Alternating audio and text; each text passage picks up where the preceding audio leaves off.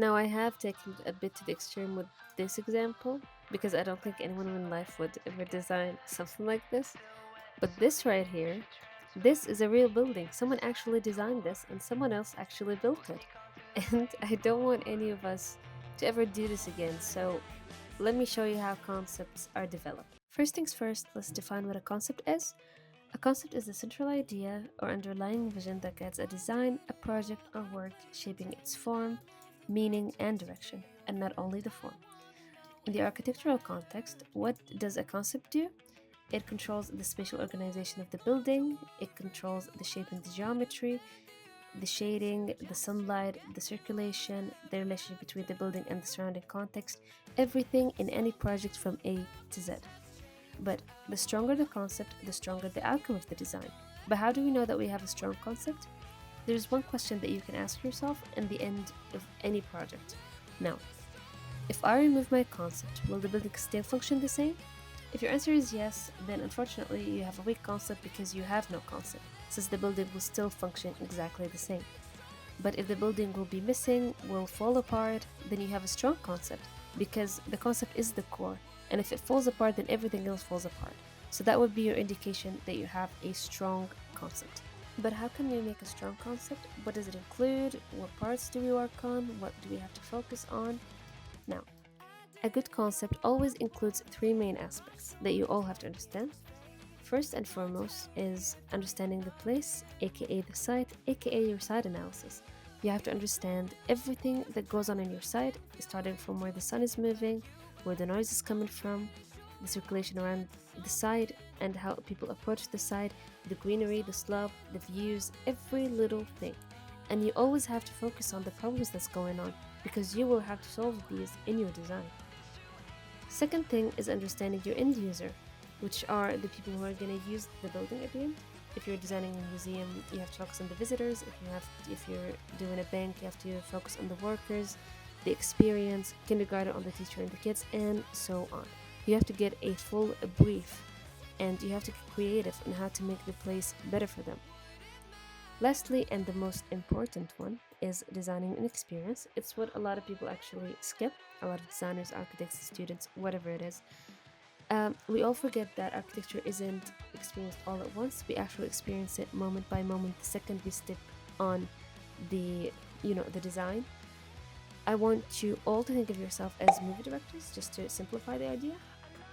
You will decide what people see right when they step in, right when they step on your design. You will decide what they see second. You will decide how they move through the space. You have to make the experience good for them. You have to make them think that, oh, I do want to come back to this place and experience it again and again and again. This is what makes your concept good. This is what makes your design good. Now, how are these applied practically, like in projects? I want to design a very quick project with you guys here, which will be a community library. Everything is in here is not real, it's just in the sake for like explaining the concept development part. And we're going to start with understanding the place, aka our site analysis. Now, you always have to start with site analysis to define the project's challenges and opportunities. The challenges in the site, as you can see, are the following. You can see cars here and here, which are what we consider a noise source. So this side and this side have noise coming from them. Second would be these tall buildings around, here and here. These are blocking the sun movement that comes like saying that the sun is going like this, whether it's curving this way or it's curving this way. These two buildings are blocking the sun from reaching these two areas. So we have noise sources here, we have sun blocked here and here. And now I want you to focus very clearly. Here is where you do a full site analysis, not just like this quickly. No, you have to get very specific, you have to get in details, which takes a long time, and I will explain a full site analysis in a different videos, but we will go with this for now, for like this video. But please, you have to do much more than this. Now, the second step is understanding our end user. This is where you do research, case studies, and observe, and you have to get like fun here. you have to go, let's just say, since we're designing a library, let's just go very quickly. Let's go to YouTube and let's type library vlog, for example. And you go to one of these, very nice, very good vlogs, and you can see people, you can watch people use the libraries from A to Z, and you can get your notes and you can get like everything from here. You can see them using it, you can see the places, you can get ideas from this, and you can understand how the users use the place from A to Z. You go to Arc Daily, you start seeing different projects. You start learning about your project before designing it, for the sake of the end user, for the sake of the functions that you're going to put. So always here, be creative. This is where you can stand out with creativity. And then you make a quick list of the things that you want to include in your project. For example, here I put quiet place to study or read, a seating area to have breaks between studying, outdoors to get some fresh air and move after sitting for too long, areas for group work. Again, simple, but you have to go much, much deeper. Now, step 3 is, and finally, is designing the experience. How can we face the site's challenges and achieve the functions to create a space for the end user? A space where the end user would want to get back to and experience deeply. Now, I want to show you first a weak example of a concept before going to the good one. Here is where we go, and I've done this like just for the sake of this video. Like, some people would go, oh, I want to do a library that is in the shape of an open book because it's library about books and so on. But does this look, first of all, does this look good? No. Some people would do it to look better, but again, going back to the important question that we talked about earlier, which is, if you take out your concept, will the building still function? I mean, if you do take out this little open book, the building is still the building and it will function completely fine.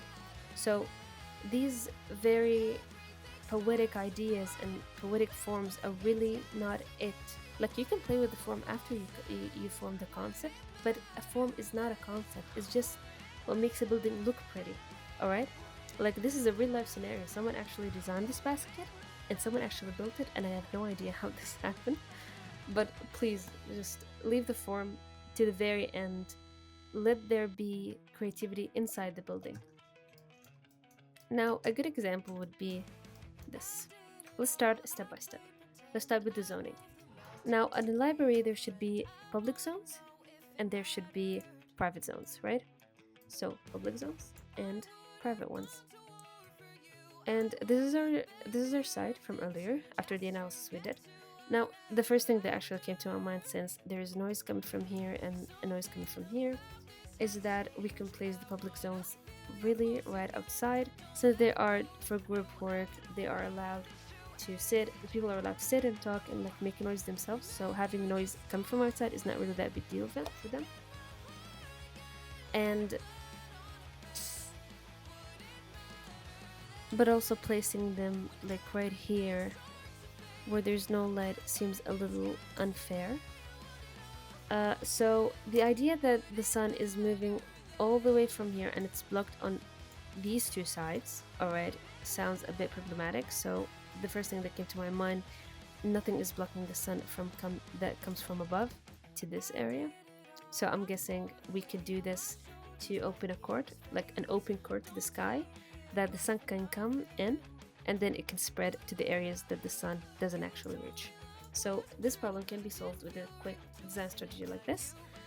Again, then we can place the zones freely, like public zones on the borders, since again the noise is outside, and then we can get the private zones here, here, here, here, and here. So these spaces would block the noise from the private areas, and then this court will get sunlight in and solve our limited sunlight problem and spread the light inside. Alright, now I want you all to just imagine someone, here's a little person, coming from outside, and then entering the space. A person would already be experiencing the noise from outside. The noise will be less when they get in the public zones where people are studying a little loudly. Again, of course, it's not going to be like the noise coming from outside. So they're going to be coming from very, let's say, loud noise to middle noise Then they can come in for the private areas, and it's gonna be quiet.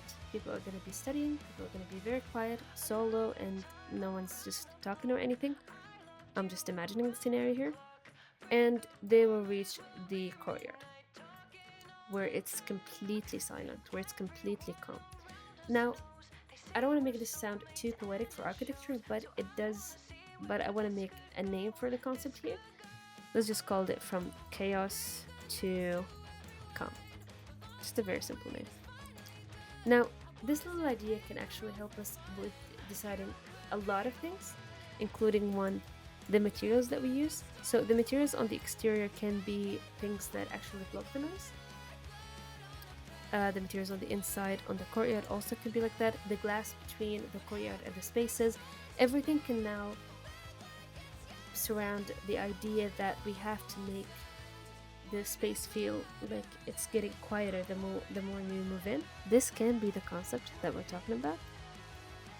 This can be the core of our project. Now, whenever anyone asks you why you took a certain decision, whether it's a jury, a professor, a client, you will always come back to this idea, to your concept, and explain it to them. And it does make sense, because everything is connected from A to Z, from the site analysis to the end user and the experience that you want them to get, and so on.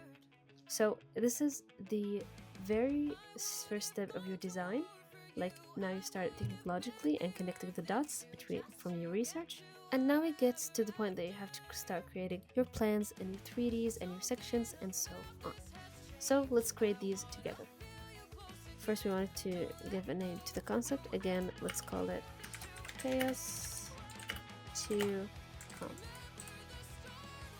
It's not as poetic as an open book, but at least it's logical. Now let's create some plans and renders using Synaps. First thing, drop your site plan and do not trace it, because we're gonna draw on it. Second, draw your boundary, the plan boundary, and describe the plan. I'm gonna describe exactly what I want, like the design that I want, and it's gonna generate it for me. And then I'm gonna edit it as much as I like. This is what it came up with, but I have to clean it, add hatches, change the furniture, and so on. Let me do this very quickly in front of you. I have been using Synaps for quite some time, but because it's really easy to use and it's really nice, it doesn't crash like AutoCAD, and I don't have to figure out where everything is and what every command is and what every error is, and there's a wide collection of furniture, hatches. Seriously, everything I needed was there. And I'll show you something really fun, because now I'm about to generate a 3D shot only from this 2D plan. I don't need a 3D model, I don't need to do anything. I just pose the camera like this, and on the right I will find a 3D preview of what I'm looking at, and then I can change the windows and the doors on the 2D view so they can appear however I want in the 3D view. And then I write a simple prompt and I click generate, and then it will give me a render in seconds. This is how our code will look like from the inside. This is what a person standing inside will see. I wanted to show you how calm it is in the core of our project, just like we intended. From chaos to calm. This is what a person would feel like when they get right into our project. This is our final product. This is how a concept is formed or developed briefly. Now, everything is very much connected to your concept. Whoever asks you anything about your project, about any detail, whether it's materials, again, if it's a professor, jury, whatever it is, you always have an answer, because everything is connected. But again, how do we know if this is a good concept? We go back to our main question. If I remove my concept, will the building still function the same? If we remove the idea that we wanted the user to experience how they go from complete chaos from the streets outside to complete calmness inside, would everything stay the same? Would the zone stay where they are? Would the court be there? Would the materials be chosen? And so on? No, everything would be different. And if the answer is no, then we have a strong concept. I really hope that now you can distinguish a weak concept from a strong one, and if you have any questions, please tell me in the comments and I would love to answer. And have a good day.